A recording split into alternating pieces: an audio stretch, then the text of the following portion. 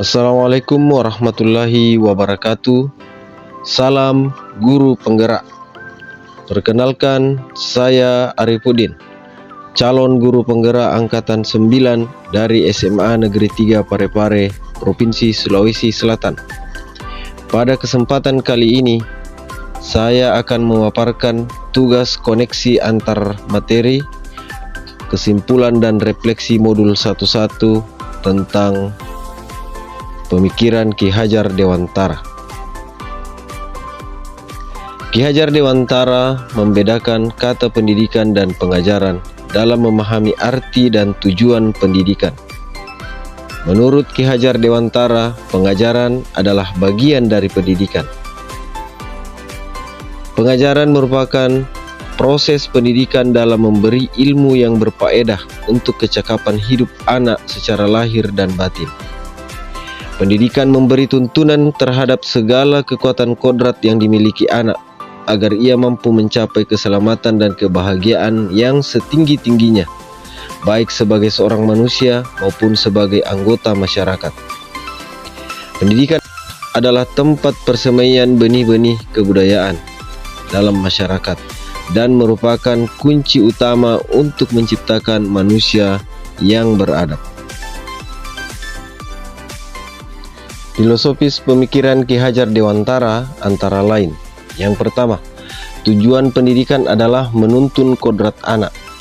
Guru hanya dapat menuntun tumbuh atau hidupnya kekuatan kodrat yang ada pada anak, agar dapat memperbaiki lakunya. Yang kedua, pendidikan sesuai kodrat alam dan kodrat zaman. Guru mendidik anak dengan cara yang sesuai dengan tuntutan zamannya sendiri, dengan tetap mengutamakan kearifan lokal, sosial budaya Indonesia. Pendidikan berpihak pada anak. Guru memberikan kemerdekaan dalam belajar, berpikir kreatif dan inovatif, serta menyesuaikan perkembangan zaman dengan memanfaatkan teknologi. Yang keempat, membangun budi pekerti. Budi pekerti diartikan sebagai perpaduan antara cipta, karsa sehingga menciptakan karya. Pendidikan harus mampu mengubah budi pekerti peserta didik agar menjadi lebih baik. Apa yang saya percaya tentang peserta didik dan pembelajaran di kelas sebelum mempelajari modul 1.1. Sebelum mempelajari modul 1.1 tentang pemikiran Ki Hajar Dewantara, pembelajaran yang saya lakukan adalah: yang pertama, saya masih menganggap bahwa anak yang lahir di dunia diibaratkan sebagai sehelai kertas yang belum ditulis, sehingga sebagai guru boleh mengisinya menurut kehendaknya. Yang kedua, suasana kelas yang tertib, tenang, dan anak-anak memahami materi guru adalah fokus utama saya. Berikutnya, yang ketiga, pembelajaran masih sangat berpusat pada guru atau teacher center.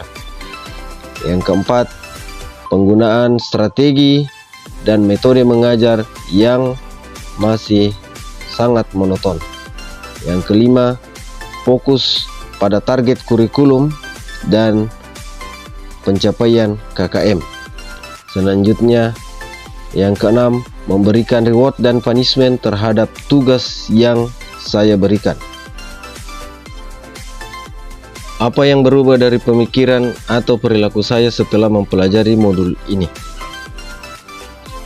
Setelah mempelajari modul 1.1, yang berubah dari pemikiran atau perilaku saya adalah: yang pertama, saya kemudian menyadari bahwa anak yang dilahirkan itu diumpamakan sehelai kertas yang sudah ditulisi penuh, tetapi masih buram atau samar, sehingga tugas kita adalah menuntun untuk menebalkan dan memperbaiki lakunya, bukan dasarnya.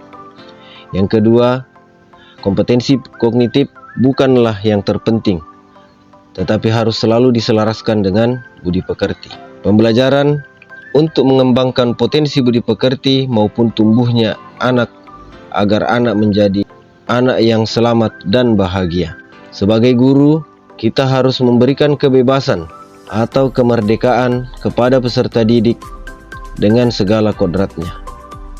Melaksanakan pembelajaran dengan metode Among untuk menuntun peserta didik berdasarkan sosial budayanya. Dan yang terakhir adalah belajar harus menyenangkan. Apa yang dapat segera saya terapkan lebih baik agar kelas saya mencerminkan pemikiran Ki Hajar Dewantara? Untuk memperbaiki pengajaran yang saya laksanakan, yang dapat segera saya terapkan dalam pembelajaran di kelas sesuai dengan pemikiran Ki Hajar Dewantara adalah yang pertama, merancang pembelajaran sesuai kebutuhan peserta didik. Yang kedua, memberi kebebasan kepada peserta didik untuk mengerjakan tugas sesuai dengan bakat dan minat yang dimilikinya. Yang ketiga, melaksanakan pembelajaran yang tidak lagi menuntut, akan tetapi menuntun siswa sesuai kodratnya masing-masing.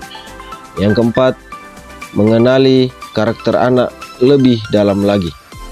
Yang terakhir, guru harus lebih ikhlas dan sabar dalam melayani peserta didik atau menghamba kepada anak. Demikianlah pemaparan saya mengenai koneksi antar materi, kesimpulan dan refleksi pemikiran Ki Hajar Dewantara pada modul 1.1. Semoga bermanfaat. Terima kasih. Salam bahagia. Assalamualaikum warahmatullahi wabarakatuh.